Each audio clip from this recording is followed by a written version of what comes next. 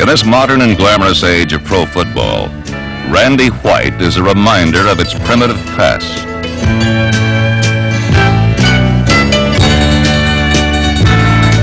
Here in the setting, he is an inspired amateur hoping to land the big one. But on a football field where he is weighed and measured on a different scale, White never comes up short. Many times people fall into two categories. Those who say, I'll do my best, and those who say, I'll be the best. And Randy White, whether he's ever professed it or not, wants to be the best. The drive that he has to be the best player is obvious the way he practices, the way he plays the game. I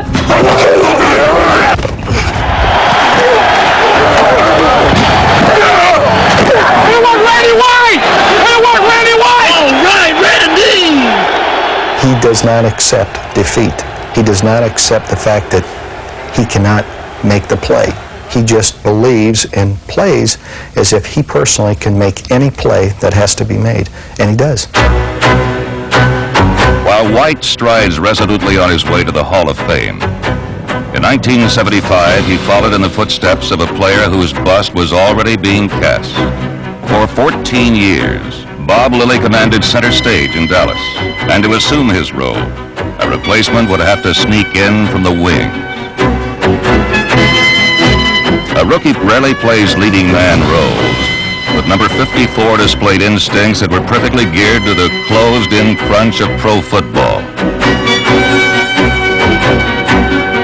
My attitude was defeat the guy in front of me and get the guy with the ball, whether it was a running back or the quarterback. I really didn't preoccupy myself with the little steps, the little intricacies of playing the flex defense. The Cowboys tried White at linebacker, and although opponents fell like buildings from a wrecking ball swing, the conversion was like making over Marie Osmond into Madonna.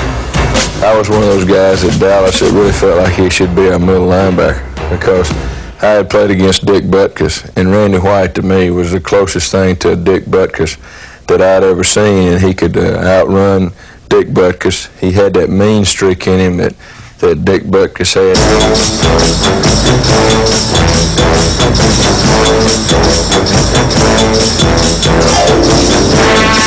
White allows no interruptions, no distractions, no loitering.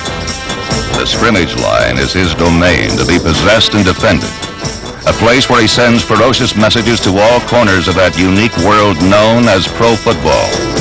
The thing that makes Randy White so great is that he never treats anybody different. I don't care whether you're playing the best football player as an offensive line or the worst one. He doesn't care. I mean, he's going to play them the same way every week. And when you have that kind of a player, you're going to have a player that's going to dominate. You just cannot go into a game without accounting for his presence.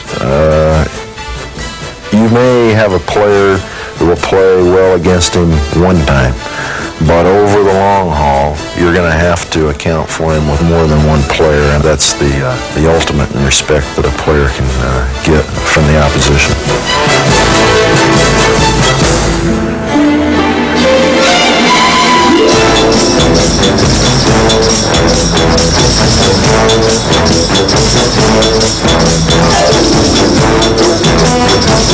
Randy White, to me, would have to be the finest defensive lineman, along with Deacon Jones, that I've ever seen play football. Randy White is a player that plays every play, whether the game is 70-0 in your favor or 70-0 against you. He's got the motor. He never stops. He never thinks he's out of a play. He's going to try and win the game himself if he can. I don't even care what everybody else is doing, and he inspires everybody else by his play, I think, and he's got a great heart, great pride. It's like the last play of the game, and it's up to him to make the play to win the game.